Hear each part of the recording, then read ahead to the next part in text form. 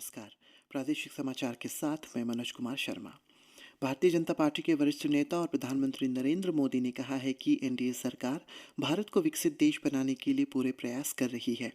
बिहार के जमुई में चुनावी रैली में श्री मोदी ने कहा कि भारत चंद्रमा के दक्षिणी ध्रुव पर अंतरिक्ष यान सफलतापूर्वक उतारने वाला पहला देश बन गया है। उन्होंने कहा है कि भारत अब विश्व की 5वीं बड़ी अर्थव्यवस्था है।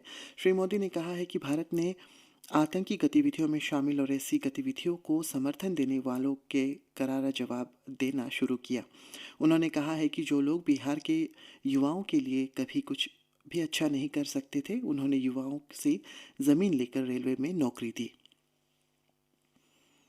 निर्वाचन आयोग ने सोशल मीडिया प्लेटफॉर्म व्हाट्सएप पर फैलाए जा रहे उस भ्रामक संदेश को फर्जी करार दिया है जिसमें कहा गया है कि सरकारी कर्मचारी डाक मतपत्र के माध्यम से मतदान नहीं कर सकते।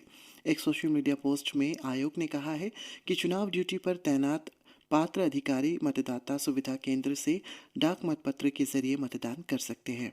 आयोग ने लोगों से जागरूक रहने और भ्रामक संशोधनों एवं संदेशों से सतर्क रहने को कहा। प्रामाणिक जानकारी के लिए लोगों को आयोग की आधिकारिक वेबसाइट देखने को भी कहा गया है। मुख्यमंत्री पेमा खांडू ने गत बुधवार को दावा किया है कि लोगों के बीच भाजपा की लोकप्रियता के कारण कई कांग्रेस उम्मीदवारों ने चुनावी दौर छोड़ दिया है।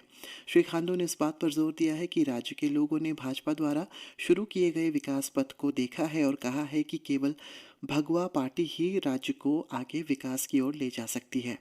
मुख्यमंत्री ने राज्य कांग्रेस अध्यक्ष नाबम तुकी के आरोपों को खारिज करते हुए कहा कि भाजपा ने कभी भी धन संस्कृति में विश्वास नहीं किया और किसी भी कांग्रेस उम्मीदवार को चुनाव में आत्मसमर्पण करने के लिए धन द्वारा आकर्षित किया हो। ऐसा इसलिए है क्योंकि उन्हें एहसास हो गया कि केवल भाजपा ही राज्य में विकास ला सकती है। श्री नाबम तुकी ने मंगलवार को सत्तारूढ़ भाजपा पर विधानसभा चुनाव में जीत सुनिश्चित करने के लिए अपने उम्मीदवारों को पैसे का लालच देने का आरोप लगाया था। अरुणाचल प्रदेश में 18वीं लोकसभा और 11वीं विधानसभा के लिए आगामी आम चुनावों के मद्देनज़र सामान्य पर्यवेक्षक सज्जन आर ने गत बुधवार को दिरांग विधानसभा क्षेत्र के तहत संवेदनशील और महत्वपूर्ण मतदान केंद्रों का दौरा किया। उन्होंने सुनिश्चित न्यूनतम सुविधाओं एएमएफ, बूथ व्यवस्था, पहुंच, मार्ग योजना और चुनावी दिशा निर्देशों के पालन के संबंध में चीज़ों की उपलब्धता का आंकलन करने के लिए दिरांग मुख्यालय ईस्ट और वेस्ट, चुक, लीश, रामा कैंप, सेप्पार कैंप, सांगती, दारबू, दांगसिन मतदान केंद्रों का दौरा किया। सामान्य पर्यवेक्षक ने चुनाव तैयारियों और मतदाता जागरूकता के प्रत्यक्ष जानकारी प्राप्त करने के लिए जिला चुनाव अधिकारियों के साथ ही मतदाताओं से भी बातचीत की। राज्यपाल लेफ्टिनेंट जनरल रिटायर्ड केटी पटनायक ने गालो समुदाय के वार्षिक कृषि आधारित त्योहार मोपिन की पूर्व संध्या पर राज्य के लोगों को अपनी हार्दिक शुभकामनाएं दी है। उन्होंने आशा व्यक्त की है कि ये उत्सव राज्य की सभी जनजातियों के बीच शांति और सांप्रदायिक सद्भाव को बढ़ावा देगा।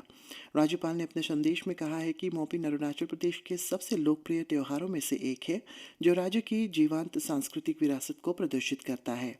अरुणाचल प्रदेश के कई अन्य मूल उत्सवों की तरह इसकी जड़ें कृषि परंपराओं में गड़ी हुई है। समृद्धि की देवी को समर्पित मोपिन प्रचुरता और फलदायी फसलों के लिए सामुदायिक प्रार्थना के रूप में मनाया जाता है।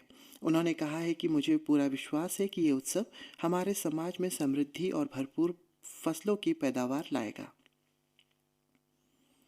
समाज के कमज़ोर वर्ग की महिलाओं को त्वरित, आसान और सुलभ कानूनी सहायता प्रदान करने के लिए गत बुधवार को वेस्ट सियांग जिले के आलो स्थित महिला पुलिस स्टेशन में एक कानूनी सहायता क्लिनिक शुरू किया गया है। इससे कैदियों और लापता बच्चों के खिलाफ अपराध से संबंधित मामलों में भी लाभ होगा। जिला कानूनी सेवा प्राधिकरण के सहयोग से अरुणाचल प्रदेश राज्य कानूनी सेवा प्राधिकरण APSLSA द्वारा स्थापित कानूनी सहायता क्लिनिक का उद्घाटन APSLSA के सदस्य सचिव योमगा आदो ने किया।